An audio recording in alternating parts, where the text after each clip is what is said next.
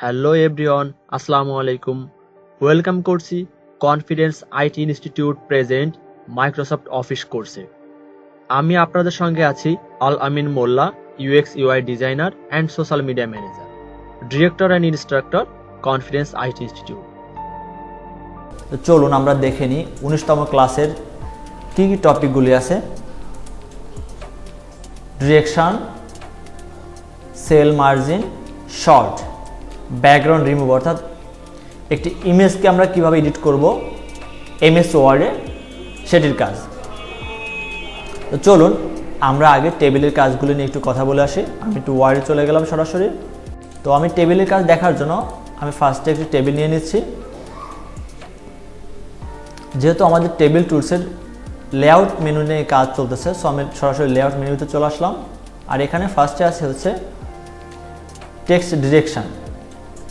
Text direction অর্থাৎ একটা text কেমন হবে সেটাকে ডিরেকশন দেওয়াই মূলত টেক্সট ডিরেকশনের কাজ। তো আমি এখানে টেক্সট লিখেছি,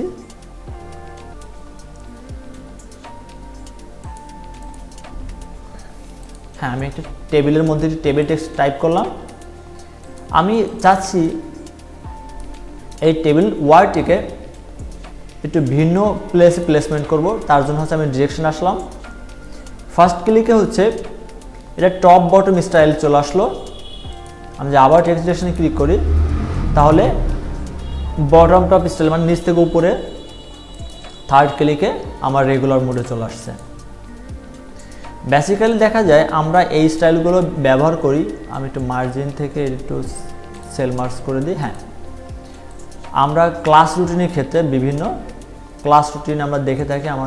আমরা বাজারে যে খাতা কিনে থাকি সে খাতাতে ক্লাস রুটিন দেওয়া থাকে, তার একটা সেকশনে যে হচ্ছে টিফিন দেওয়া থাকে।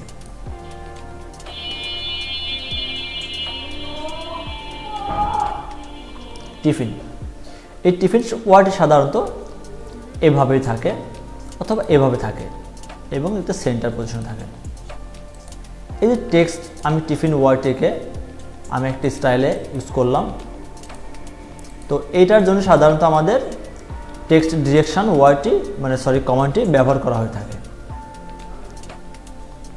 সেল মার্জিন, সেল মার্জিন আমার সেলে যে স্পেস আছে এই স্পেস থেকে যদি আরও বেশি পরিমাণে স্পেসের প্রয়োজন হয় তাহলে আমরা সেল মার্জিন থেকে এই কাজটি করে নিতে পারি। যেমন আমি এখানে সেলগুলোকে সিলেক্ট করলাম অ্যান্ড সেল মার্জিনে গেলাম, যাওয়ার পরে আমি টপে এখানে 0 আছে, আমি 0কে একটু বাড়িয়ে দিলাম, 10 করে বা 1 করে দিলাম। ওকে, তাহলে দেখতে পাচ্ছেন যে আমার টেবিল সেকশনটা উপরে 1 পিটি পরিমাণ স্পেস চলে আসছে নতুন করে। যদি আমরা এটাকে বটমে দিতাম তাহলে বটমে আসতো। তো আমরা স্পেসিফিকভাবে দিতে পারি।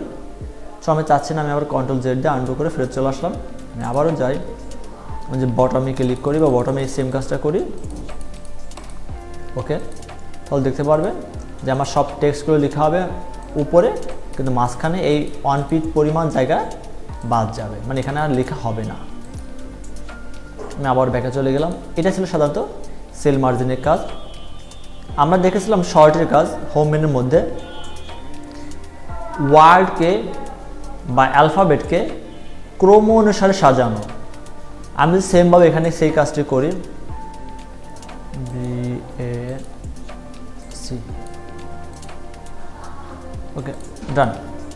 আমি এটাকে আবার নতুন করে আমরা দেখি তাহলে আমরা দেখতে পাবো CBADE,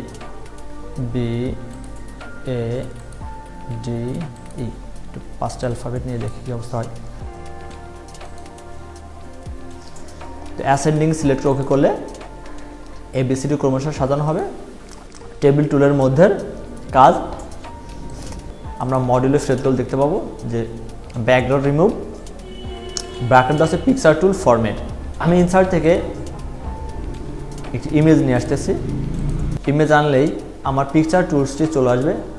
এখন পিকচার টুল ফরম্যাটে আপনাদের প্রশ্ন আসতে পারে। প্রথমত পিকচার আনার কারণে এখানে পিকচারের টুলস আসছে এবং পিকচার টুলসের অধীনে ফরম্যাট নামে একটা মেনু আসছে। আমি যদি ইমেজটা না রাখি বা বাইরে ক্লিক করি তাহলে টুলসটা থাকবে না। ইমেজের পরে ক্লিক করলে পিকচার টুলসটা আসবে, ফরম্যাট মেনুতে আসবে। ফার্স্টে ব্যাকগ্রাউন্ড রিমুভ। আমি রিমুভ ব্যাকগ্রাউন্ডে ক্লিক করছি। আমার যতটুকু বাইরে রাখতেছি অতটুকু সাধারণত থাকবে।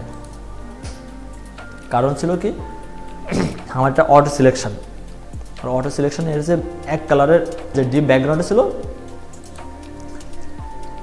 ওই ডিপ ব্যাকগ্রাউন্ড এবং শার্ট দুটি প্রায় সিমিলার কালার, যার কারণে ওটা পুরো একসঙ্গে রিমুভ হয়ে যাচ্ছে। এরপর হচ্ছে পেজ কালার।